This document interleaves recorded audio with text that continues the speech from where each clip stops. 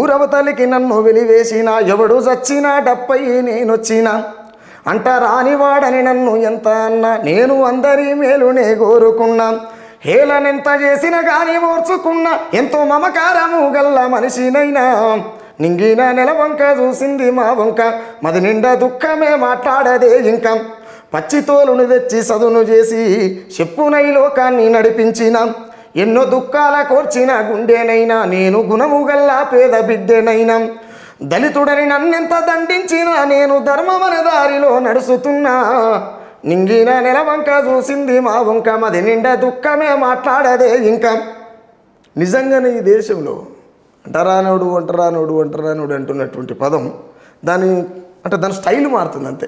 కులం అనేది ఏం పోదు, మతం అనేది ఏం పోదు. ఎవరి మతవాడు పూజించుకోవాలి, ఎవరి కులవాడు చూసుకోవాలి అనేటువంటి తరహాలో ఉంటుంటుంది. కాబట్టి పుడమి పైన మొదటి కాన్పునైనా చరిత్రహీనులుగా ముద్రించేనా ముట్టుకుంటే మైల అంటూనంటూ మూతి ముడ్డికి ముంత కంపేసేనా అంటరాని బొటన వేళ్ళ సందులోన దేశ రాజ్యాంగమును నేనే నిర్మించిన నింగిన నెల వంక చూసింది మా వంక మది నిండా దుఃఖమే మాట్లాడేదే ఇంకా సబ్బండ జాతులకు శబ్దమైన పాట నైపతి పల్లె తిరుగుతున్నా నేను సబ్బండ జాతుల శబ్దమైన అంటే అందరితోని మమేకమై ఉంటాం మేము. అంటే అనగారిని ఒక్క మాదిగోళ్ళని కాదు, అనగారిన బిడ్డలు ఎవరైనా వాళ్ళ దగ్గర ఆస్తులు లేకపోవచ్చు, అంతస్తులు లేకపోవచ్చు, ప్రేమలు కావాల్సినంత పుష్కలంగా ఉంటాయి.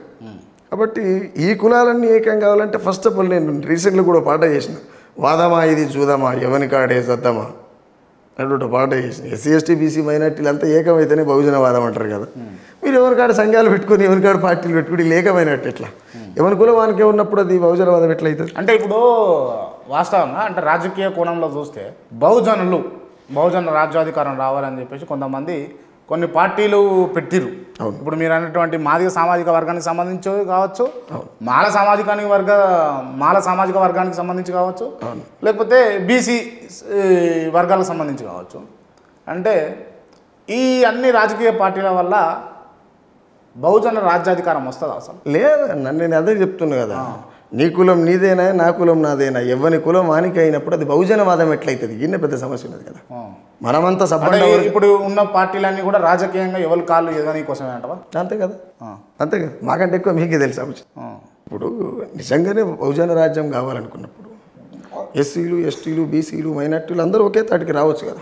ఈ వాదం పేరు మీద మీరు వాదం కోసం ఉద్యమం చేస్తున్నారా? ఈ వాదాన్ని ముందలేసుకొని జూదం ఆడుతున్నారా? మీ స్వార్థ స్వలాభాల కోసం జీవిస్తున్నారా అనేటువంటి క్లారిటీ వాళ్ళకు ఉండాలి. కానీ ఎవరికి కూడా క్లారిటీ లేదు. క్లారిటీ ఉంటే వాళ్ళు ఎవరు వచ్చినా సరే మాట్లాడతానికి నేను సిద్ధంగా ఉన్నాను. మీరు ఎప్పుడు పిలిచిన మీ సిగ్నేచర్ స్టూడియో. అంటే ఇప్పుడు బీఎస్పీ ఆర్ఎస్ ప్రవీణ్ కుమార్ గారు బహుజన రాజ్యాధికారం కోసం మరి పోరాడుతున్నారు కదా, అటువంటి వాళ్ళ గురించి మీరు చెప్పాలనుకుంటే ఏం చెప్తారు? నేను మాయావతి ఆదేశాల మేరకు పనిచేసేటువంటి నాయకుడు అని చెప్తాను, అంతకంటే ఎక్కువ ఏం చెప్పాను ఆయన గురించి. ఎందుకు చెప్తాను అని అంటే అనేక రకాలుగా హింసలకు గురైనటువంటి ఎస్సీ ఎస్టీ బీసీ టోటల్గా బహుజనులు అనేటోళ్ళు, వివక్షతకు గురైనటువంటి బహుజనులు, పక్కోనికి అవసరాల రీత్యా మాత్రమే కనబడుతుందా వాదం? అవునా కాదా? నీకు అవసరం వచ్చినప్పుడే కనబడేది వాదం ఎట్లయితుంది? అది జూదమే అంటారు దాన్ని, నీకు అవసర రీత్యా చేసేదాన్ని. దాంట్లో భాగంగా అనేక అంశాలు కావచ్చు. మాయావతి చెప్తే పని చేసేటువంటి వ్యక్తి ఆయన, అంతే. మందకృష్ణ మాదిగా నేను సిగ్నేచర్ మీడియాలో కూర్చొని స్టూడియోలో కూర్చొని నేను పలానా మాదిగా అని గల్లెగిరి చెప్పగలుగుతున్నట్టే మందకృష్ణ మాదిగా అంతవరకు చెప్పుకుంటాం. మిగతాదంతా ఆయన కూడా ఆయన స్వార్థ స్వలాభాల కోసం పనిచేసినటువంటి హిస్టరీ. వంగపల్లి శ్రీనివాస్ నాకు పెద్దగా ఐడియా లేదండి, ఆయన తెల్లదా మొత్తమే పేరుందంతే తెలియదు. ఓకే, విషయం ఏంటంటే నా దరిద్రం ఏంది, నేను అందరూ తెలుసు కానీ నాకు ఎవరు తెలియదు. విశారదన్ మహారాజ్ మంచి ఏమంటారు, మంచి వాక్చాతుర్యం ఉన్నాడు.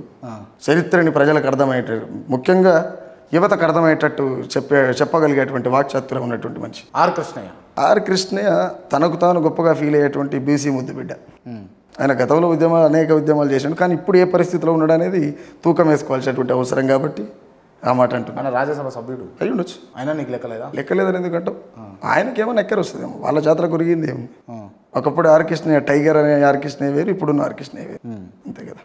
నీ పదవుల కోసం ఇవాళ నీ సంఘాన్ని తాకట్టు పెట్టినాం అని కూడా అనుకోవచ్చుగా మనం, అనుకోవద్దా? అనుకోవచ్చు కదా. ఓకే, అంటే మీరు గతంలో కొంతమంది గేయ రచయితలను అంటే వాగ్గేయకారులను అంటే ఒక రకంగా వాళ్ళని క్రిటిసైజ్ చేస్తూ పాటలు రాశారు. ఎందుకు అవసరం ఎందుకు వచ్చింది? వాళ్ళు చెప్పిన మాట మీద వాళ్ళు లేరు కాబట్టి, మేము వాళ్ళని చూసే పెరిగినాం కాబట్టి. ఒక్కసారి ఆ పాట వాడే ప్రశ్న అనేది చెప్పిందే వాళ్ళు. కొత్తగా నేనేం పుట్టుకొచ్చుకోవాలి. నేను 7th ఫెయిల్, నాకేం తెలిసి ఉంటుంది. వాళ్ళు చెప్తాను నేను విన్నా అంతే. ఎట్లా నేర్చుకున్నావు మరి మాటలు పాటలని? నేను చెప్తే కదా, పొద్దున్న వేస్తే డప్పు సంఖ్యకే ఉండే. ఎవడు చచ్చినా ఇంటి ముంగల పోయి డప్పు కొట్టాలి కదా. డప్పు కొడితే అన్నీ వస్తాయా? ఎందుకు రా, 100 రకాల మంది వస్తారు సాగుకు. ఒక నీకులో పడి వస్తాడా, ఒక నీ సుట్టుగా వస్తాడా? వచ్చి నీకు అన్ని వాళ్ళు మాట్లాడుతుంటారు కదా. మాట్లాడుతుంటావా? మాట్లాడుతుంటారు. ఊరికి పాటలు పాడబోతూనే ఉంటుంది. ఎందుకు తెలియదు? ఇప్పుడు ఏ సమాజమైనా, ఎంత పెద్ద ప్రపంచ మేధావైనా సరే, మీరు బాగా క్లారిటీగా గుర్తుపెట్టుకోండి ఈ విషయం. నేను పెద్ద చదువుకోలే కానీ ఈ మేరకు సత్యం అయితే తెలుసు నాకు.